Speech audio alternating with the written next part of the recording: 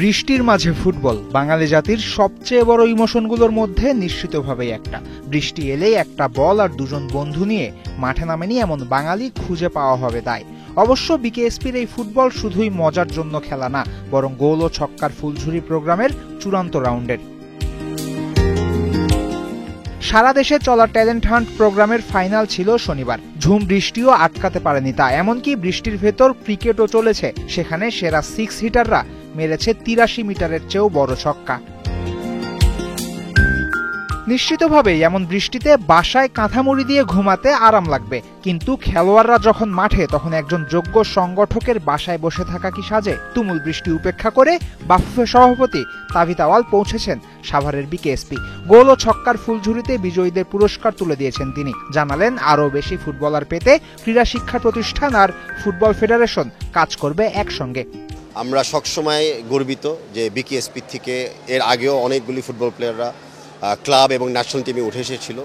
And আমরা বিশ্বাস করি যে আমাদের ভবিষ্যতে যখন আমরা কোলাবোরেটিভভাবে আমরা কাজ করব, খালি বিকেএসপি না, BKSP, Bangladesh football federation, Bangladesh আর্মির স্পোর্টস ডিভিশন, ক্যাডেট কলেজ যারা অনেক অ্যাথলিটদেরকে তৈরি করে, এবং অনেক লোকাল একাডেমিজও তৈরি হয়ে গেছে। এই কোলাবোরেটিভ অ্যাপ্রোচে কিন্তু আমরা দেখব ভবিষ্যতে ফুটবলে আরও অনেক ভালো ভালো খ্যাতিমান প্লেয়ার খালি বাংলাদেশের মাটিতে না, ইন্টারন্যাশনাল লিগেও আমরা দেখতে পাবো তারা খেলতে পারছে। চলতি মাসেই এশিয়ান কাপ বাছাইয়ের ম্যাচ খেলতে ভারত আসবে দেশে। সামগ্রিক দিক বিবেচনায় তাবিথ আওয়াল বাফুফে প্রধানের চেয়ারে বসার পর সবচেয়ে বড় দায়িত্ব হতে যাচ্ছে 18 নভেম্বরের ম্যাচ আয়োজন। জাতীয় দল পাঠানোর আগে ভারত ইতোমধ্যেই পাঠিয়েছে প্রতিনিধি দল। এসবের কি আসলেই ছিল কোনো প্রয়োজন? বাংলাদেশে ভারতের প্লেয়াররা বাংলাদেশের মাটিতে পৌঁছাবে, সেই তাৎক্ষণিক যাতে ওনারা আমার দায়িত্ব হয়ে যাবে। তো বাংলাদেশ ফুটবল ফেডারেশন থেকে আমরা ওনাদের যতটুকু রুলস রেগুলেশন এবং ভিজিটিং হিসাবে দায়িত্ব পালন করা, আমরা সর্বদা দায়িত্ব পালন করব। সেটা ইনক্লুড করে সিকিউরিটি, ওদের থাকা যাওয়ার অবস্থান এবং ওদের যেন প্র্যাকটিস মাঠ পায় সেটাও নিশ্চিত করা। বাংলায় প্রবাদ আছে, যার মনে যা প্রকাশ পায় তা। দাদাদের দেশে বাংলাদেশ যখন গিয়েছিল হামজাদের অভিজ্ঞতা ছিল তেতো। সেটা ফেরত পাওয়ার ভয়েই কি ভারত ভীত?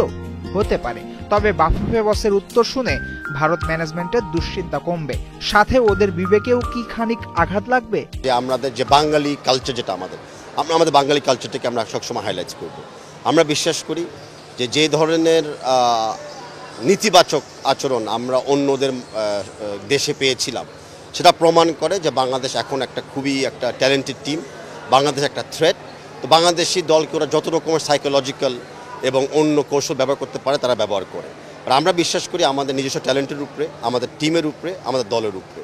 আর আমরা প্রত্যেকটা জবাব মাঠে খেলে জিতিয়ে দিতে প্রস্তুত। তাবিথ আওয়াল যেন হাসি মুখে বললেন, তোমরা আমাদের কাছে ফুলই পাবে, যদিও দিয়েছিলে কাঁটা।